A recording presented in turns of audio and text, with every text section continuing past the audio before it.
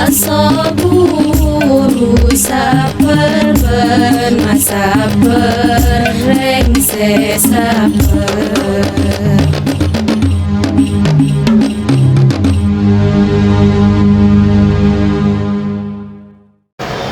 Assalamualaikum warahmatullahi wabarakatuh. Alhamdulillahil aliyil qadir. Wassalatu wassalamu ala rasulihi al-bashirin nadhir wa ala alihi wa ashabihi wattabi'in wa man tabi'um bi ihsan ila yaumil ba'thi wal masir. Amma ba'du. Fa ya ikhwani al-kiram, malam ini kita akan membaca tafsir surat Al-Fil. Saya baca dulu terjemahannya. Bismillahirrahmanirrahim. Alam taro kaifa fa'ala rabbuka bi ashabil fil. Apakah kamu tidak memperhatikan bagaimana Rabbmu? Alam taro kaifa fa'ala rabbuka, bagaimana Rabbmu bertindak terhadap tentara bergajah. Alam yaj'al kaidahum fi tadlil. Bukankah Allah, yakni dia, yakni Allah telah menjadikan tipu daya mereka yang mau menghancurkan Ka'bah, maksudnya. Alam yaj'al kaidahum fi tadlil, menjadi sia-sia. Wa arsala alaihim tayran ababil, dan dia mengirimkan kepada mereka tentara bergajah itu tayran ababil, burung-burung dalam berkelompok-kelompok atau yang berbondong-bondong. Jadi ababil itu bukan namanya burung, bukan burung ababil, itu banyak yang salah kaprah. Mulai dari kecil kita tayran ababil. Nah, jadi burung ababil gitu kan. Bukan ababil, ternyata berbondong-bondong, jama'atin mutafarriqah, artinya tarmihim bihijaratin min sijilin. Burung-burung tersebut, nah, tarmihim bihijaratin, melempar mereka dengan batu yang berasal dari tanah yang dibakar atau tanah yang terbakar. Bihijaratin min sijilin faja'alahum ka'asfin ma'kul. Maka Allah, maka dia, yakni Allah, menjadikan mereka itu seperti daun yang dimakan ulat, makul. Saya baca terjemahnya hanya beberapa baris, nanti saya ceritakan ini dan mengambil dari Ibnu Katsir. Jadi biar kita tahu semuanya lah ceritanya bagaimana. Ai ama ra'aita min qudratillahi wa 'azimi sya'nihi. Tidakkah kamu memperhatikan kekuasaan Allah, nah, dan keagungannya, wa rahmatihi bi'ibadihi, dan kasih sayangnya terhadap hamba-hambanya, wa adillati tauhidihi. Tidaklah kamu memperhatikan bukti-bukti keesaan Allah, wa sidqi rasulihi, dan jujurnya rasulnya Muhammadin alaihi salatu wassalam. Ma fa'alahu Allahu bi ashabil fil, yaitu terhadap apa-apa yang dikerjakan oleh Allah kepada tentara gajah. Alladzina kadu baitahul haramah wa aradu ikhrabahu, di mana mereka menipu, melakukan tipu daya untuk menghancurkan baitahu, rumah Allah al-haram, yakni baitullahil haram, dan mereka ingin merusaknya. Fatajahhazu li ajli dzalik, dan mereka mempersiapkan untuk itu, yakni tentara gajah. Wastashabu ma'ahum alfiyalatah lihatmihi, dan mereka itu membawa bersama mereka beberapa gajah untuk menghancurkan baitullahil haram, yakni Ka'bah. Waja'u bijam'in la qibala lil arabi bihi minal habasyati wal yaman, dan mereka membawa kelompok tentara, bala tentara yang besar. Nah, la qibala lil arabi bihi, besar sekali, minal habasyah, dari orang-orang Habasyah, orang-orang Ethiopia, wal yaman, dan orang Yaman.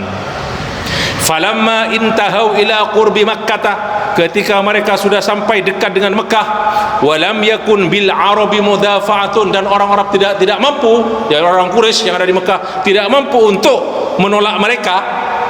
Nah, menolak, tidak mampu menahan, mempertahankan, menghadapi mereka. Wa kharaja ahlu Makkah min Makkah, penduduk kota Mekah keluar dari Mekah, khaufan ala anfusihim minhum, karena mereka khawatir, takut atas mereka, takut kepada bala tentara gajah itu. Apa ketika itu? Arsalallahu alaihim tayran ababil, Allah mengutus, mengirim kepada mereka, yaitu burung-burung yang berkelompok-kelompok, ai mutafarriqatan tahmilu hijaratan muhmatan min sijilin, membawa batu yang panas, batu keras yang dibakar, muhmat min sijilin, dari tanah liat yang campur batu. Faramathum biha, maka burung-burung tersebut melempar tentara gajah dengan batu tersebut. Wa tatabba'at qasiyahum wa daniyahum, dan batu tersebut menyerang yang jauh di antara mereka atau yang dekat. Fakhamadu wa hamadu, akhirnya mereka menjadi mati. Wasaru ka'asfin ma'kulin, dan mereka menjadi seperti daun yang dimakan ulat. Wa kafallahu syarrahum wa radda kaidahum fi nuhurihim, dan Allah menyelamatkan orang-orang waktu orang-orang Quraisy dari kejahatan mereka dan mengembalikan tipu daya mereka kepada leher-leher mereka, maksudnya kembali kepada mereka sendiri. Wa kanat tilkas sanah allati wulida fiha ar-rasul sallallahu alaihi wasallam, pada tahun itulah, tahun gajah, di tahun itulah Rasulullah dilahirkan. Fasarat min jumlat irhasati da'watihi, dan ini termasuk isyarat-isyarat dakwah Rasulullah, maksudnya Rasulullah akan diutus. Wa muqaddimati rasul risalatihi, dan sebagai muqaddimah dari risalahnya Rasulullah. Falillahil hamdu wasyukru. Nah, ini sampai di sini Syekh Sa'di tafsirnya hanya gitu. Jadi hanya ringkas. Nah, saya ingin cerita sekarang dari tafsir Ibnu Katsir, bagaimana cerita Ashabul Fil ini. Saya sudah berapa tahun jadi buka kembali, ya itulah hikmahnya. Pernah belajar dulu berapa tahun yang lalu, udah buka lagi kitab tafsir Ibnu Katsir. Ibnu Katsir memulai dalam tafsirnya surat Al-Fil ini dengan ucapan beliau bahwasanya di sini Allah ingin memberi peringatan kepada orang-orang Quraisy bahwasanya kekalahan orang-orang Quraisy itu, kekalahan tentara gajah itu bukan karena Allah itu mengangkat atau memilih mereka sebagai kaum yang hebat, atau mereka itu di atas orang-orang Ethiopia, bukan karena mereka lebih hebat dari orang-orang Habasyah. Tapi di sini Allah mengingatkan kepada orang Quraisy bahwa Allah memberi nikmat kepada mereka dengan menjaga rumah Allah, yakni Baitullahil Haram, dan sebagai isyarat bahwasanya Nabi Muhammad akan diutus. Itu kata Ibnu Katsir. Dan ini termasuk nikmat Allah juga kepada orang-orang Quraisy, di mana Allah menyelamatkan mereka dari serangan Ashabul Fil, tentara gajah yang mereka ingin menghancurkan Ka'bah ketika itu. Ashabul Abraha dan orang-orangnya itu orang-orang Nasrani, orang-orang Kristen Nasrani. Nah, tapi kata Ibnu Katsir, praktek ibadah mereka itu lebih dekat kepada praktek orang-orang jahiliyah. Jadi walaupun orang Nasrani, mereka itu masih melakukan kesyirikan. Jadi menyembah berhala-berhala. Kemudian beliau, Imam Ibnu Katsir, menukil kisah ini dengan ringkas tapi cukup padat ceritanya. Ceritanya di surat Qutila Ashabul Ukhdud, itu Al-Buruj, itu Qutila Ashabul Ukhdud, itu di sana diceritakan itu di negeri Himyar ketika itu, di mana raja ketika itu yang membunuh orang-orang Nasrani, yang dibunuh orang Nasrani yang lurus orangnya. Jadi orang Nasrani bukan yang sudah diganti agama. Waktu itu agama Nasrani yang lurus, yang benar, jadi yang ikut ajaran Nabi Isa, itu dibunuh oleh rajanya ketika itu. Itu cerita di Ashabul Ukhdud di surat Al-Buruj. Lah kemudian beliau terus menukil dalam surat Al-Fil ini juga menukil juga kisah tersebut. Nah, tentang Ashabul Ukhdud, bahwasanya setelah mereka itu yang dibakar di mana, di tungku yang besar di persimpangan jalan, itu cerita Ashabul Ukhdud sudah kita pernah baca, sudah kita baca tafsirnya. Itu ada raja terakhir dari kerajaan Himyar. Himyar itu ada di Yaman sekarang, bagian selatan. Himyar, negeri Himyar itu diantara raja yang ada ketika itu bernama Dzunwasin. Masih ada gitu itu. Nah, dan ini Dzunwas ini orang musyrik. Orang musyrik Himyar ini.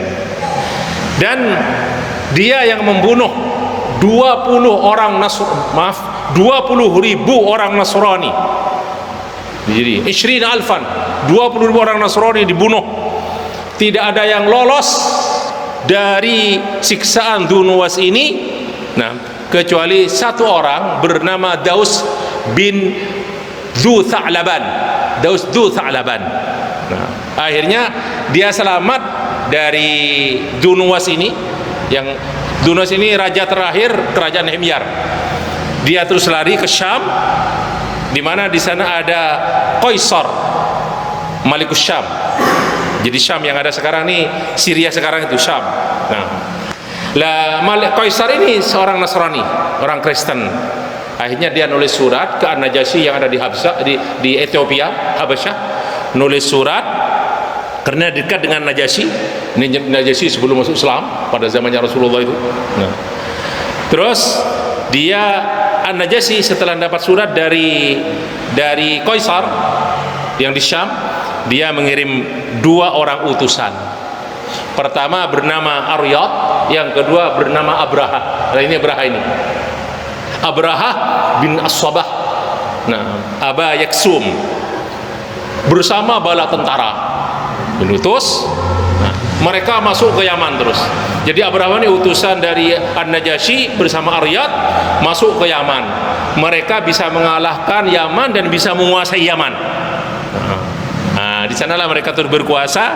Lah 2 orang yang diutus oleh An-Najasyi ini cekcok. Nah, tidak akur. Jadi Aryad dan Abraha tengkar. Akhirnya masing-masing punya bala tentara. Terus sepakat keduanya dalam ceritanya itu, kita tidak usah mengerahkan bala tentara kita, tapi kita berperang 1 lawan 1. Jadi Aryad melawan Abraha. Akhirnya di belakang mereka itu dalam sejarah dikisahkan oleh Ibnu Ishaq ada parit. Jadi di belakang Aryad ada parit, di belakang Abraha ada parit. Jadi kalau mundur bisa jatuh ke parit, yang ini mundur bisa jatuh ke parit. Akhirnya Abraha dikalahkan oleh Aryad, tapi tidak sampai terbunuh. Hanya mukanya rusak, jadi kena sabetan senjata tajam, telinga hidungnya juga sudah rusak semuanya. Akhirnya di saat lengah ada orang dekatnya Abraha, yaitu budak Abraha itu yang bernama Autadah itu melawan terus kepada Aryad itu. Nah, jadi Autadah bukan Autadah. Autadah ini menyerang Aryad, akhirnya Aryad mati. Akhirnya berkuasalah Abraha di Yaman ketika itu. Nah, dalam keadaan luka dia sampai sembuh, berkuasa dia di Yaman gitu. Kemudian ketika Najasyi mendengar cerita Abraha dan Aryad, beliau kecewa. Jadi Najasyi kecewa. Akhirnya nulis surat ke Abraha mengancam bahwasanya kami akan menyerang Yaman dan kami akan mengambil ubun-ubun kamu, maksudnya akan mencabut ubun-ubun kamu.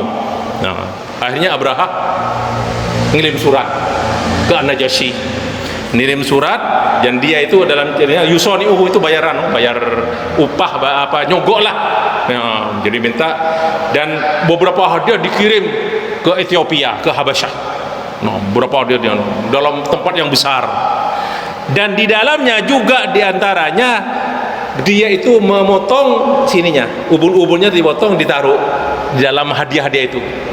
Dan dia ngirim surat ke Najasyi. Nah, saya minta supaya Raja Najasyi menginjak menginjak tempat yang ada hadiah ini untuk membebaskan sumpahnya. Liyabarraqa samahu, kan dia bersumpah, demi Allah saya akan menyerang Yaman, akan mencabut ubun-ubun, itu kan, ubun-ubun Abraha. Akhirnya kok diterima oleh Najasyi, surat itu diterima dan menjadi rela, dia ridho tidak jadi menyerang Yaman. Kemudian Abraha juga menulis surat kepada Najasyi, bahwasanya dia akan membangun tempat, yakni kanisah. Kanisah itu gereja yang tinggi di Yaman, yang belum pernah dibangun sebelumnya. Menulis ke sana. Nah, untuk untuk Habasyi, untuk raja untuk Najasyi itu yang di Habasyah. Dan diberi nama dengan Al-Qullais. Qullais itu bangunan tinggi sekali. Makanya disebut Al-Qullais, dari saking tingginya, katanya, dari kata kolan suah itu, kalau orang menengadah ke atas, kolan suahnya bisa jatuh gitu loh.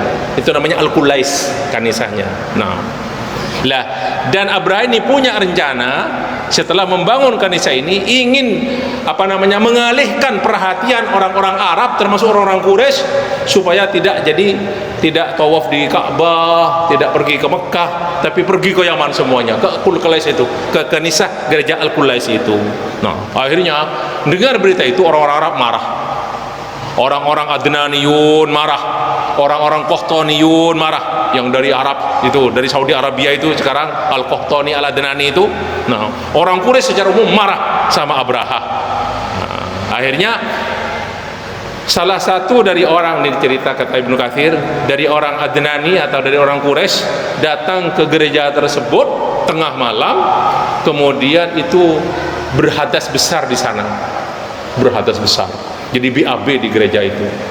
Marah Abraha terus. Orang-orangnya bilang, ini gara-gara kamu membangun gereja ini dan untuk mengalihkan orang-orang Quraisy untuk ke sini, balik dari Ka'bah ke Yaman. Ada juga riwayat katanya sampai ada yang orang Quraisy masuk ke gereja itu dan membakar gereja itu, dibakar sampai roboh. Nah, akhirnya Abraha bersumpah bahwasanya saya akan menghancurkan Ka'bah. Nah, Al-Imam Muqatil Ibnu Sulaiman mengatakan, bercerita panjang lebar di sana, setelah bersiap-siap Abraha, dia membawa bala tentara yang banyak, dan diantaranya dia itu membawa gajah yang besar. Nama gajahnya hebat, bagus namanya Mahmud. Nama gajahnya Mahmud. Nah, kiriman dari An-Najasyi di Ethiopia. Terus ada juga mengatakan bahwasanya bersama Mahmud itu juga ada gajah yang paling besar. Mahmud itu 8 gajah bersama Mahmud. Ada juga yang mengatakan sampai jumlahnya menjadi 12. Rencananya gajah ini membawa rantai besi yang banyak karena nanti rencananya akan diikatkan ke Ka'bah, dan gajah ini langsung akan menarik Ka'bah, akan merobohkan Ka'bah dengan rantai tersebut, bawa salasil rantai bawa. Sudah. Ketika orang-orang Quraisy sudah mendengar rencana Abraha ini, mereka terus ingin mempertahankan Baitullah. Akhirnya mulai dari Yaman, sebelum berangkat dari Yaman, Abraha dengan bala tentaranya, ada seorang dari Yaman yang bernama Dzu Nafr. Dia mengajak kaumnya untuk mencegah Abraha jangan sampai menghancurkan Ka'bah. Akhirnya ternyata dia dikalahkan oleh Abraha. Dzu Nafrin dikalahkan dan dia takluk kepada Abraha, menyerah. Kemudian dia tidak dibunuh, tapi diajak untuk bersama Abraha. Ikutlah dia, Dzu Nafrin ikut. Berjalan sampai di suatu tempat, di pertengahan jalan di Khos'am, sudah masuk Saudi sekarang. Khos'am itu daerah Asir, kota Asir di Saudi. Di sana orang-orang Asir di sana di bawah pimpinan Nufail bin Habib Al-Khos'ami. Ini membawa pasukan untuk membendung Abraha juga. Jadi mencegah Abraha jangan sampai masuk Mekah. Nah, bersama kabilah Syahran dan Nahis. Ternyata mereka dikalahkan juga oleh Abraha. Akhirnya Nufail bin Habib ikut juga bersama Abraha. Tadi Dhu Nafrin ikut, Nufail bin Habib ikut bersama Abraha, terus sampai ke tempat dengan tempat yang nama Taif. Nah, ini Taif dekat dengan Mekah. Nah, di sana kabilah Bani Thaqif ingin juga membendung Abraha, jangan sampai masuk kota Mekah. Nah, lah orang-orang Thaqif ini waktu itu punya berhala yang besar namanya Allat wal Uzza itu, karena di Taif semua itu. Lah, karena khawatir Abraha juga takut menghancurkan Allat, Tuhan mereka, patung mereka itu Allat. Mereka juga nyogok kepada Abraha, jadi supaya jangan sampai menghancurkan mereka. Akhirnya diterima oleh Abraha, mereka dimuliakan, mereka dihormati mereka. Nah, dan orang-orang Thaqif ini juga mengirim utusan bersama Abraha, seorang bernama Abu Righal. Lah, Abu Righal inilah yang menjadi guide-nya Abraha untuk masuk kota Mekah. Nah, Abraha ini tidak bisa bahasa Arab. Nah, bahasa apa? Mungkin bahasa Ethiopia. Nah, akhirnya sampai kepada tempat yang bernama, jadi di Thaqif yang ada di Taif itu, sampai ke tempat namanya Al-Mughammas. Ini lebih dekat lagi dengan Mekah, Al-Mughammas. Nah, akhirnya ada kesempatan Abraha menyuruh bala tentaranya untuk menyerang atau merebut hewan-hewan yang ada di Mekah. Jadi hewan-hewan yang dilempar, yang ada itu, yang ada jadi kambing atau apa dan sebagainya, itu unta dan sebagainya, itu suruh rebut. Nah, akhirnya bala tentara Abraha bisa mendapatkan di antaranya 200 onta milik Abdul Muttalib, kakek Rasulullah. 200 onta diambil oleh mereka. Nah, atas perintah Abraha yang memimpin ketika itu, yang memimpin penyerangan kepada untuk merebut hewan-hewan itu, namanya Al-Aswad ibnu Mas'ud. Aswad ibnu Mas'ud namanya. Nah, akhirnya Ibnu Syaikh tercerita terus. Kemudian Abraha terus kirim utusan, diambil semua itu 200 onta diantaranya dan beberapa hewan lainnya. Nah, dia kirim utusan ke Mekah bernama Hunatah Al-Himyari. Jadi dari Himyari, utusan Abraha. Kemudian dia datang untuk mencari siapa orang yang paling mulia yang ada di Mekah, untuk berbicara dengan dia bahwasanya dia tidak akan memerangi mereka asal jangan dihalang-halangi masuk Mekah. Jadi maunya hanya menghancurkan Ka'bah, tidak akan memerangi orang-orang di Mekah, enggak. Hanya ingin menghancurkan Ka'bah, itu saja. Nah, tidak akan memerangi mereka. Datanglah Hunato itu. Hunato datang, Al-Himyari datang kepada Abraha. Nah, datang kepada Abdul Muttalib. Jadi ada pun yang ditunjukkan kepada Abdul Muttalib ibnu Hashim, kakek Rasulullah. Terus berkata bahwasanya Abraha tidak akan memerangi kalian asal kalian jangan menghalang-halangi dia datang ke Baitullah, datang ke Ka'bah. Nah, akhirnya datanglah Hunato kepada Abraha, dan dibawalah Abraha kepada Abdul Muttalib bin Hashim. Di sanalah terus Abraha terkejut dengan sikap Abdul Muttalib bin Hashim, karena dia menerima Abraha dengan lemah lembut. Nah, berkata-katanya juga sopan sekali, dan disebutkan bahwasanya Abdul Muttalib ini rajulun hasan, jadi dia orang ganteng. Sampai Abraha itu ketika bertemu dengan Abdul Muttalib, dia turun dari singgasananya lah, singgah sarir. Jadi tempat dulu dia turun di bawah bersama dengan Abdul Muttalib bin Hashim, dan dia berkata Abraha kepada juru bicaranya, jubirnya, penterjemahnya, jubir. Nah, katakan kepada dia, apa hajat engkau? Tanya kepada Abdul Muttalib.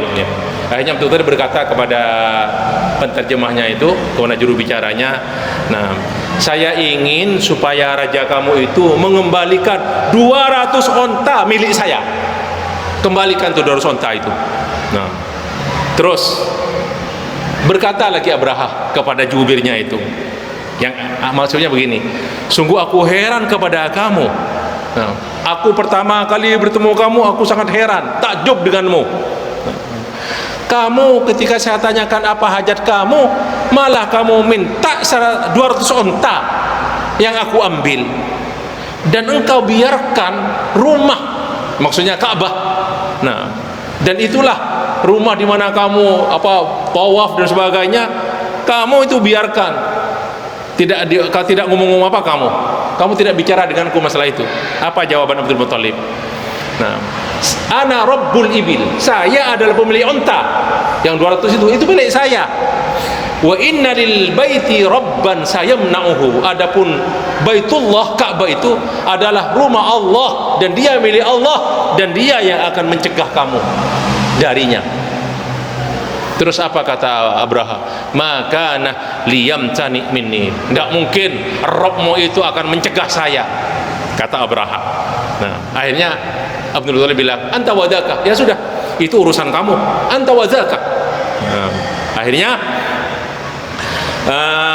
bersama ada juga riwayat bersama Abdul Muthalib, katanya juga ada beberapa pembesar Arab, nah, yang menawarkan sepertiga dari kekayaan yang ada di Tihamah, ditawarkan, tapi ditolak oleh Abraha. Asal jangan menyerang Ka'bah, ada sepertiga kekayaan Tihamah, nah, salah satu negeri di Arab gitu, diberikan kepada Abraha, tapi ditolak oleh Abraha. Akhirnya Abraha mengembalikan 200 onta kepada Abdul Muthalib. Nah, dan Abdul Muthalib masih sempat berdoa di Ka'bah, sempat berdoa gitu kan. Nah, setelah berdoa, dia menyuruh orang-orang Quraisy yang ada di Mekah ketika itu untuk keluar dari kota Mekah, untuk lari ke gunung-gunung sekitar Mekah, ke puncak-puncak gunung ke atas. Nah, takut serangan Abraha ini. Nah, akhirnya bersiap-siaplah si Abraha di pagi hari, bersiap masuk Mekah, dan dia membawa onta yang paling besar yang bernama Mahmud dan beberapa onta lainnya. Ketika onta-onta ini sudah siap mau menuju Mekah, nah, Nufail yang tadi itu, Nufail bin Habib yang dari Khuzami, Al-Khuzami itu yang dikalahkan oleh Abraha, itu atok-kotok membisiki onta itu ke telinganya. Nah, bunyinya begini, ubruk, ya masya Allah, gajah yang bernama Mahmud itu, ubruk Mahmud, wahai Mahmud. Nah, arenduban, ubruk Mahmud. Nah, terus warji rasyidan min haitsu ji'tah, kembali lagi dari mana kamu datang. Fa innaka fi baladillahil haram, kamu sekarang ada di tanah haram. Dilepas terus. Akhirnya dia lari dari Abraha. Jadi Abraha tidak tahu tuh apa yang diucapkan oleh Nufail bin Habib itu. Dia lari ikut bersama orang Quraisy naik ke atas gunung. Nah, lah onta itu yang duduk itu barokaya beruku itu. Nah, apa barokaya beruku dalam bahasa Indonesia? Arendu. Iya. Itu terus tidak mau, ketika dipukul tidak mau berdiri. Terus duduk terus onta itu. Nah, dipukul katanya, pakai apa dipukul tidak bisa juga. Pakai apa saja tidak bisa. Akhirnya, nah, ketika dibalik ke Yaman, diarahkan ke Yaman, bisa mau berdiri dan mau berjalan dia. Dibalik ke arah Syam, mau berjalan dia. Ketika dibalik ke arah Mekah lagi, tidak mau lagi. Duduk lagi onta lagi tersebut. Akhirnya, udah. Ketika itulah terus Allah terus wa arsala alaihim tayran ababil. Nah, ababil ini yang kata-katanya burung ababil tuh, sekali lagi, ababil bukan nama burung. Ababil artinya jamaat mutafarriqah, banyak berkelompok yang ini, banyak burungnya itu. Nah, nama burungnya tidak disebutkan dalam beberapa riwayat, tidak ada nama burungnya. Nah, hanya disebutkan itu seperti elang besar gitu kan, hanya paruhnya besar, dan banyak lagi riwayat ada yang mengatakan kakinya warna merah, kaki burung tersebut, dan mikhlab itu cakarnya itu seperti cakar anjing. Ada disebutkan seperti itu, disebutkan di dalam sejarah seperti itu. Ma'akulli ta'irin minha salasatu ahjar. Masing-masing burung itu, burungnya ini enggak terlalu besar burungnya. Sebab yang dibawa itu hanya batu kecil-kecil seperti sebesar kacang Arab, al-himmas. Atau seperti adas kecil. Adas, iya. Kecil-kecil gitu. Ada kacang Arab biasa jemaah haji bawa itu kacang Arab bungkol itu lah. Itu himmas dalam bahasa Arab. Al-himmas. Satu di paruhnya, dua di cakarnya, di kakinya.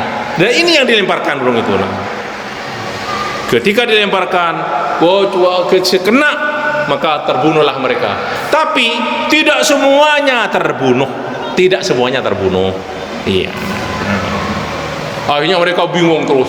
Lari tunggang-langgang, sudah banyak yang mati, termasuk Abraha juga. Dan matinya Abraha ini jadi ceritakan, matinya itu bukan mati langsung. Anggota tubuhnya hilang sedikit-sedikit, lepas sedikit-sedikit dalam perjalanan, lepas sudah. Jadi kayak orang kena lepra itu loh, semuanya. Begitu juga dengan yang lain-lain. Jadi kituan, lepas. Tentaranya ini juga begitu. Nah, jadi tidak semuanya langsung mati ketika itu. Terus dalam perjalanan berjatuhan anggota tubuh mereka. Nah, termasuk Abraha ini. Dan dalam sejarah disebutkan Abraha ini matinya di Khos'am yang ketemu yang menyerang Novel tadi itu, Novel bin Habib itu. Nah, Al-Imam Muqatil bin Sulaiman mengatakan bahwanya orang-orang Quraisy ketika itu banyak mendapat harta dari yang ditinggalkan oleh Abraha dan bala tentaranya. Bahkan disebutkan Abdul Muthalib sendiri mengumpulkan emas sampai emasnya itu ditaruh dalam lubang di tanah. Jadi ditaruh dalam emas Abdul Muthalib itu. Ya, demikianlah ikhwani cerita ringkas tentang Raja Abraha. Nah, terus min sijil itu apa? Sijil itu ada juga disebutkan sijil itu dari dua kata. Nah, dari bahasa Persia katanya, dari as-sanjuk, kemudian al-jil digabung jadi sijil. Batu yang terbuat dari tanah liat dan campur batu. Nah, yang panas. Nah, panas. Jadi dua inilah jadi sijil. Nah, sijilun. Ada yang mengatakan burungnya itu datang dari arah laut, ada yang mengatakan datang dari arah timur. Ala khilaf bainal ulama bidzalik. Wallahu taala a'lam. Demikian dulu kajian kita malam hari ini surat Al-Fil. Insyaallah yang akan datang kita kaji tafsir surat Quraisy, li ila fi Quraisy. Demikianlah, mari kita akhiri liqa ini dengan kafaratul majlis. Subhanakallah wa bihamdika asyhadu an la ilaha illa anta astaghfiruka wa atubu ilaik. Wassalamualaikum warahmatullahi wabarakatuh. Saburu sabar bermasa berengse sabar.